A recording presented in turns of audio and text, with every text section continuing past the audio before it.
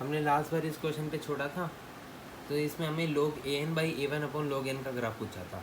अब जहाँ पे a है एरिया, अब एरिया क्या होता है पाई आर स्क्वायर, ठीक है, और r हमारा क्या है एन स्क्वायर बाई जेड। तो मैं यहाँ से लिख सकता हूँ a हमारा प्रोपोर्शनल आ जाएगा एन स्क्वायर बाई जेड का होल स्क्वायर, ठीक है, यहाँ से निकाला इसकी मदद से r, क्योंकि हमारा ये r की जगह रख दिया।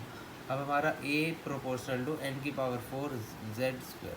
अब z हमारा कांस्टेंट होता है, इसकी फिक्स वैल्यू होती है, तो हमारा a डायरेक्टली प्रोपोर्शनल आ गया n की पावर 4 के।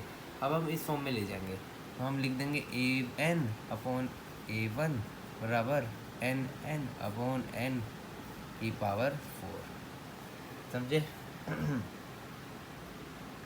एन में नहीं सीधा एन लिख देते, क्योंकि यहाँ ए एन है तो यहाँ एन, या वन है तो यहाँ वन, एन अपॉन 1 की पावर 4। अब यहाँ पे लॉग लगा रखा है, लॉग है तो दोनों साइड लॉग ले लो, लॉग ए एन अपॉन ए 1 बराबर लॉग एन की पावर 4, मतलब 4 लॉग एन, समझ आया। लॉग एम की पावर एक्स बराबर एक्स लॉग एम, ठीक है, 4 लॉग एन। अब ये हमारा y है बराबर ये हमारा x है, अब ये क्या होगा m, y बराबर एम एक्स, इसका स्लोप क्या हो जाएगा 4। तो हमारा ग्राफ कुछ ऐसा बनेगा। Started from origin having slope m बराबर 4 स्ट्रेट लाइन। ये 3 ऑप्शन थे, ये तीनों के 3 ऑप्शन जो आपको ऑप्शन में मिले मल्टीपल करेक्ट है, ये तीनों बातें करेक्ट हैं। Started from origin having slope 4 and it is a straight line. ये हो गया हमारा क्वेश्चन। अब आओ एक नए टॉपिक पर चलते हैं, वही नील्स बोर थ्योरी का एप्लीकेशन नंबर 2।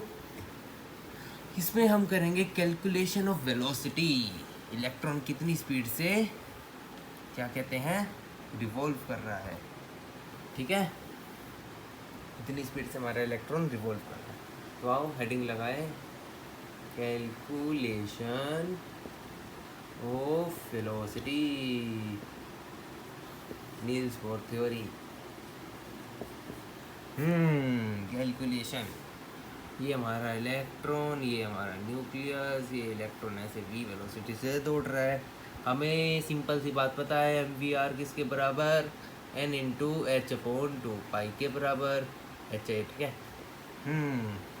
हमें v की वैल्यू चाहिए, यहाँ से पहले v निकाल लेते हैं। v बराबर n h upon 2 pi M R. अब हमें इस r की वैल्यू भी रखनी है। r की वैल्यू हमारी क्या आई थी, r की वैल्यू आई थी हमारी n square H square upon 4 pi square, और क्या था के जेड ई स्क्वेयर, यही था। अब इस पूरी r की वैल्यू को यहाँ धर दीजिए जी, धर देते हैं। देखो क्या आएगा, v बराबर N H upon 2 pi M N square H square, और डिनोमिनेटर जाएगा ऊपर जाएगा इंटू 4 पाई स्क्वेयर के जेड ई स्क्वेयर। काटा पीटी करोगे तो वेलोसिटी का फॉर्मूला आ जाएगा v बराबर एन एच, देखो ऐसे गया एक m से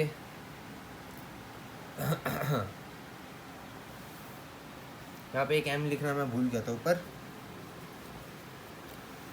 यहाँ पे मैं एक m लिखना भूल गया था, ये वाला m तो रह ही गया था ना।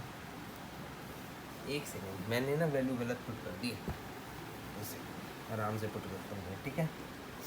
ये आएगा हमारे पास एन एच अपॉन 2 पाई, ये आएगा हमारे पास m 2 पाई m। अब पुट करनी है n square H square upon radius में, अच्छा यहाँ मास मिसिंग है, यहाँ पे आएगा 4 पाई स्क्वेयर m। हाँ, अब रेडियस की वैल्यू पूरी हुई। अब जाएगा, इसलिए सोचिए m गायब क्यों नहीं हो रहा, क्योंकि velocity of an electron is independent of mass, ठीक है। एन स्क्वेयर एच स्क्वेयर गया, बाकी सारा न्यूमरेटर में into 4 pi square dot m dot के जेड ई स्क्वेयर। अब काटापीटी करो, m से m गया, ठीक है, और क्या जा रहा है h से h स्क्वेयर गया, और क्या है n से n स्क्वेयर गया, और क्या जा रहा है z से z गया, नहीं ये तो 2 है, सॉरी ओह गलती होगी, 2 है, ये z है, नहीं गया। तो हमारा वेलोसिटी का फॉर्मूला क्या बन के आ गया 2 पाई के Z E square upon N H. तो यही आ रहा है।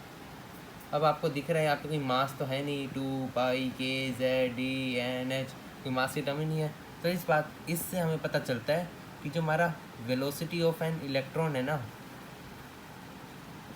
ये is independent of mass, independent of mass. ठीक है। अब देखो यहाँ ये 2 कांस्टेंट है, पाई कांस्टेंट है, के कांस्टेंट है, ई कांस्टेंट है, एच कांस्टेंट है। तो हमारा वेलोसिटी किसके प्रोपोर्शनल आ गई, जेड बाई एन के प्रोपोर्शनल टू। इसका हम एक और फॉर्मूला बना देंगे, v1/v2 बराबर z1/z2 into n2 by n1।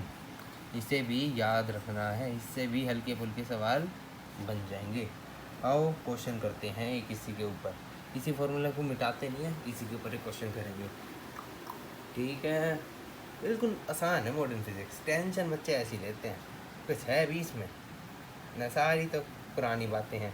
पुरानी क्या बातें हैं, इजी बातें हैं, ऐसा तो है नहीं इसका कोई चैप्टर का किसी के साथ लिंक भी नहीं है जो आपको समझ नहीं आएगा।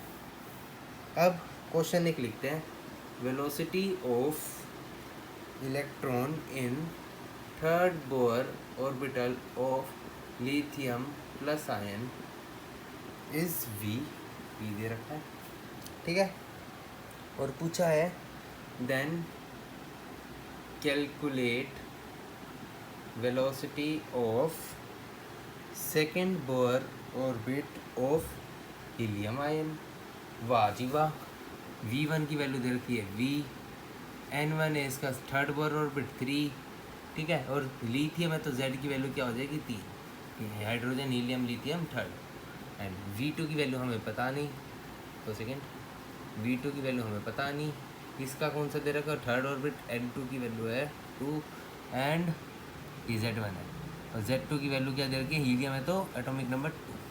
अब हमें पता है v1/v2 बराबर n1/n2, नो गलती हो गई, z1/z2 into n2/n1 as we know v proportional to z upon n।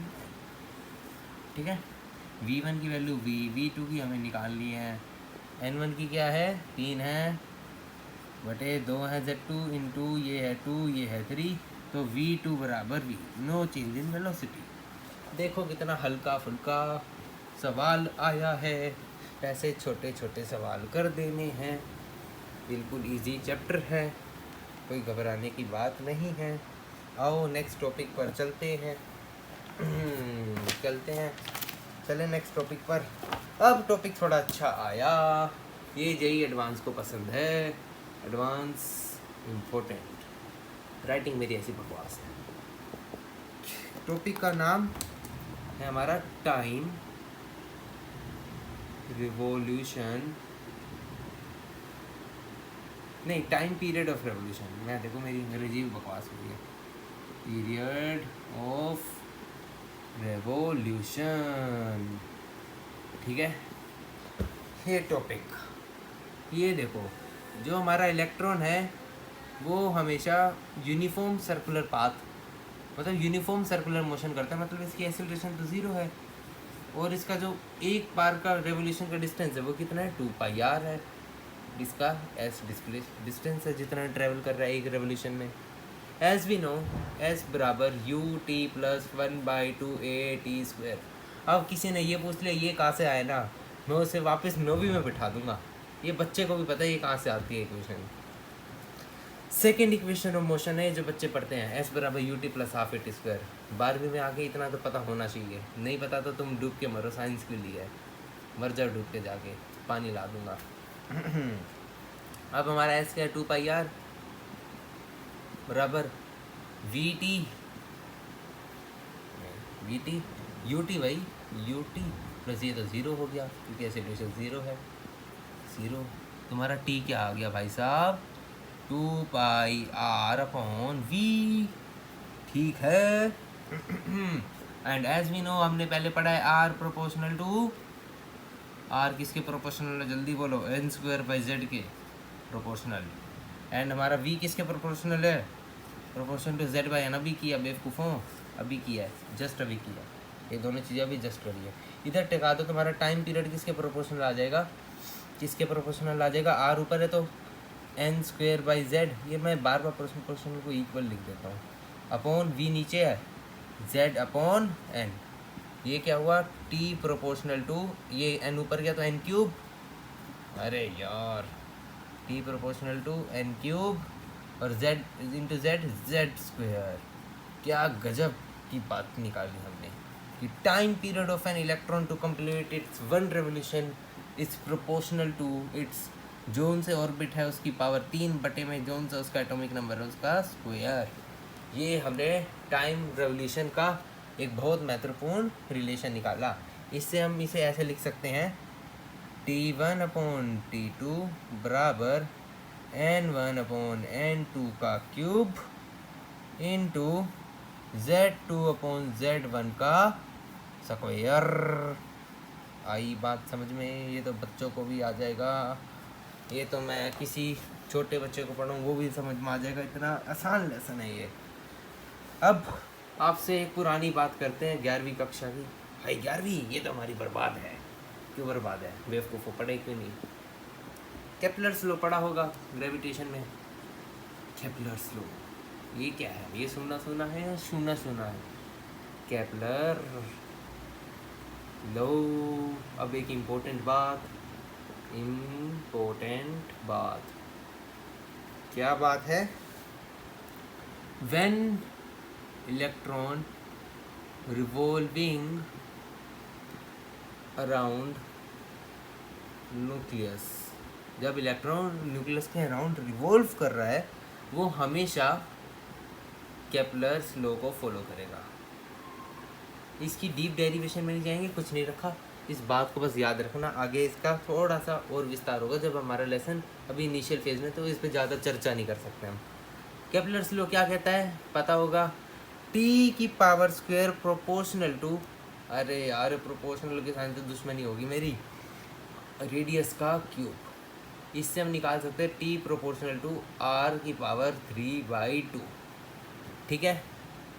अब देखो, जब आपको क्वेश्चन में n1 n2 z1 z2 के बारे में दिया हो तो आप टाइम पीरियड का फॉर्मूला ये लिखोगे, t1/t2 बराबर n1/n2 का होल क्यूब इंटू z2/z1 का स्क्वायर। अगर आपको क्वेश्चन में रेडियस दे दिया और पूछा टाइम पीरियड की रेशियो निकालो, तब आपको ये काम आएगा बहुत ज़्यादा, जब आपको रेडियस की इंडिविजुअल वैल्यू दे रही होगी। आप इसको तभी यूज़ करोगे जब आपको रेडियस दे रखा हो, और ये आप तभी यूज़ करोगे जब आपको n और z की वैल्यूज़ दे रखी हो। ये बात याद रहेगी। इसके बाद जस्ट 2 फॉर्मूले हैं, बट बहुत इंपॉर्टेंट है, बहुत ज़्यादा। एंड एक और बात सुन लो बालकों, तुम्हें पता होगा कि t equals to 1 upon frequency. तो मैं फ्रीक्वेंसी को क्या लिख सकता हूँ? 1 अपॉन टाइम पीरियड। एग्ज़ाम वाले शाने हैं, उनको पता है, बच्चे ऐसे फॉर्मूला रट के आते हैं। वो क्या पूछेंगे आपसे? टाइम पीरियड का रेशियो नहीं पूछेंगे, सीधा सवाल बदल देंगे। बच्चों को याद ही नहीं रहेगा, अरे ये क्या है, ये तो कक्षा 11वीं में पढ़ा था, हमारी तो भूली पड़ी है कक्षा 11वीं, हम नाश पीट के आए हैं कक्षा 11वीं का। तो मैंने आपको एक बात बताई, आप इस बड़े वाले फॉर्मूले को कैसे लिख सकते हो? एक तो हमारा t का फॉर्मूला क्या था? t प्रोपोर्शनल टू r की पावर 3/2। तो मैं इसे लिख सकता हूँ t1 upon t2 equals to r1 upon r2 की पावर 3/2। और इसे मैं ऐसे लिख सकता हूँ f2 अपॉन f1। कोई न्याय तो नहीं गया? ये मैंने ऐसे लिखा because t is 1 upon f। ये अगर t1 है तो 1/t1 क्या हो जाएगा? f1।